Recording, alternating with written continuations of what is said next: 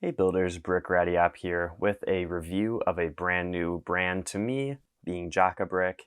Inside of this I have the Deadly Duo 2-pack, and I did get this secondhand from somebody else, so I don't know if this is the actual contents of what they got when they ordered it, but inside you'll get each figure individually bagged, a metal card with Jaka Brick and the number of the set that you bought. For this case I have 77 out of 111. And it looks like I might even have a couple of stickers, which would be previous releases by Jaka Bricks. The first figure from this pack that I want to look at is the Hugh Jackman figure, straight out of Logan, basically. And this is where I just want to say, superheroes are one of those custom Lego areas that I am very picky about and don't want to pick up everything that slightly catches my eyes. They have to have somewhat of an importance to me. And the movie versions of Wolverine are definitely something that hits that mark. I have the 2-pack that cross-check figures made for the X-Men 1 Wolverine suits pre-ordered. So whenever those get delivered, I'll also do a review, and I'm very excited to compare them to this one. You can see that it features a custom hairpiece as well as 2 custom claws. Doesn't come with alternative hands, but if you take off the hand, it is the exact same as a normal Lego hand, but it just has the claws molded in. Looking at those legs, you can see it has 360 printing and even has printing on the insides of the legs, so that is a very cool detail to see. This sort of printing isn't always a deal breaker for me. I could go either way on it. If they have it or they don't, doesn't really matter to me, but that's nice to see. One thing that is a bit more appreciated to me is the wraparound arm printing for that rolled up sleeve sort of look.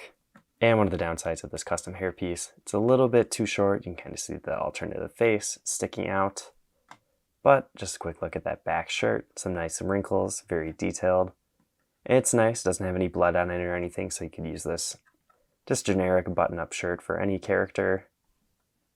It is a bit odd that belt print is on the torso instead of on the legs. So that is an interesting thing to see, and maybe that would make this torso a little bit less useful than it could be. And I'll just pop off this custom hairpiece quick, if you want to see what the inside of it looks like. Pretty similar to anything else that you might get from other companies. And this face print features an angry expression with a little bit of blood at the top, like you got a cut. And just so you can see it with the hairpiece on. Here you go. The color of the hairpiece is a little bit weird, honestly. It's kind of brown and kind of gray. And maybe the beard and the hair aren't necessarily supposed to be matching, but I think that would be appreciated in this scenario for me. But I will definitely say both face prints are very awesome and match the character from the movie very well. And this is such a cool figure to have. Logan, I really think, might be the best X-Men movie to me. So having a little bit of minifigure representation from that, it's really great. Plus, I think Wolverine always just ends up having some of the best costumes. All of the ones that LEGO have done are really great. You can see it being compared to the 2 that I have right here with me. I do have the original version, it's just not at my house right now. And it'll be interesting to see what LEGO does with the upcoming Wolverine figure in the collectible minifigure series. I know I'm going to pick it up even though I already have all these other Wolverines. But this figure out of the way, let's move on to X-23, which, just like Wolverine's figure, features a custom hairpiece as well as the 2 different claws. Of course, these ones only have the 2 claws on them. And looking at those leg prints, it just has some leather boots printed on the sides that are available to be printed on. Obviously, you can't get on the inside because they don't move. And I think these leg pieces are amazing. I really could see these being used for basically anything. And that might be one of the more desirable pieces from this figure for people that don't really care about X-Men movies or anything like that.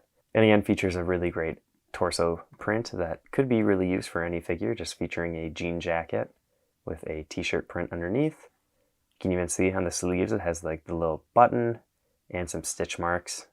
So that's really great to see. I think it might be a little too much gray on the back compared to the front, where the jacket doesn't really go straight across. And I'm noticing too that the side of the torso doesn't have print that matches the gray shirt, which throws it off a little bit. I'm not always for having side torso print just because it'll get scratched by the arms as time goes on. So I'm not going to complain too much, but again, you know, if they add more printing, it'd be more expensive.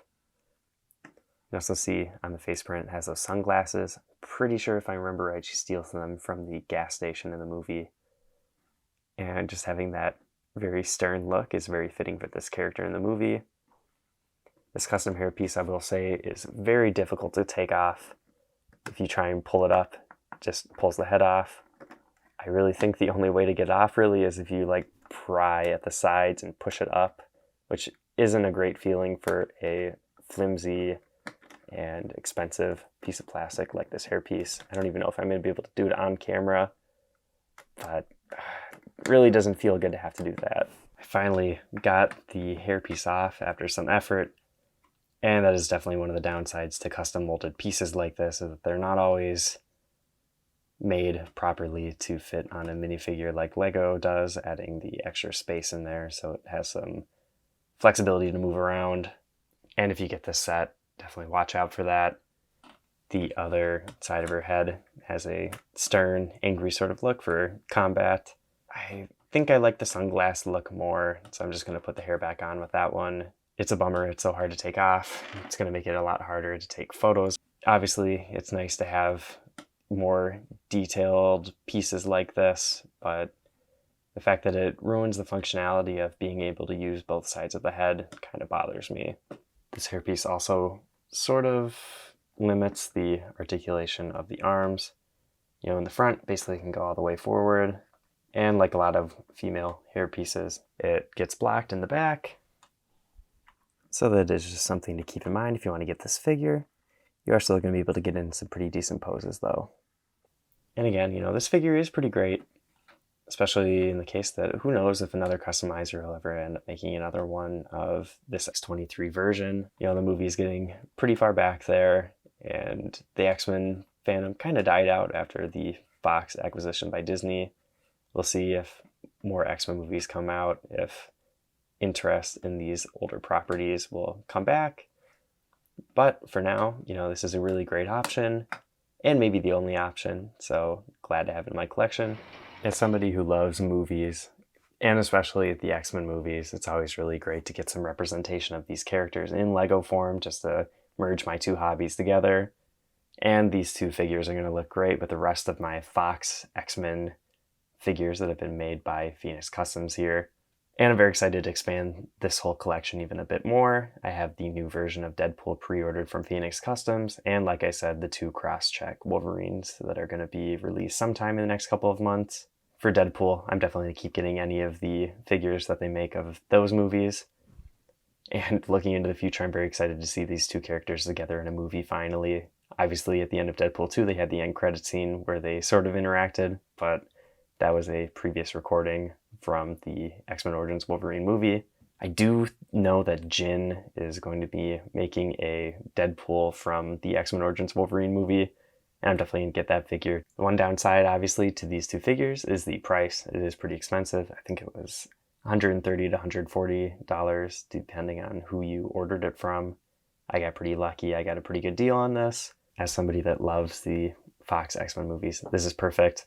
But I don't know if I would wholeheartedly recommend these.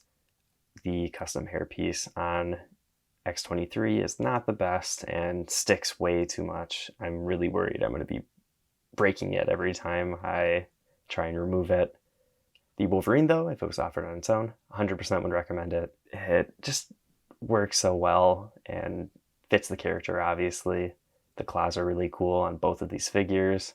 Logan is just an iconic movie, and Hugh Jackman was just always the perfect Wolverine. It'll be very interesting to see where they put that character in the future in movies or TV shows or whatever they end up doing. If you want to see more custom LEGO videos or reviews, check out the other ones on my channel. I've been Brick, and I'll see you in the next video.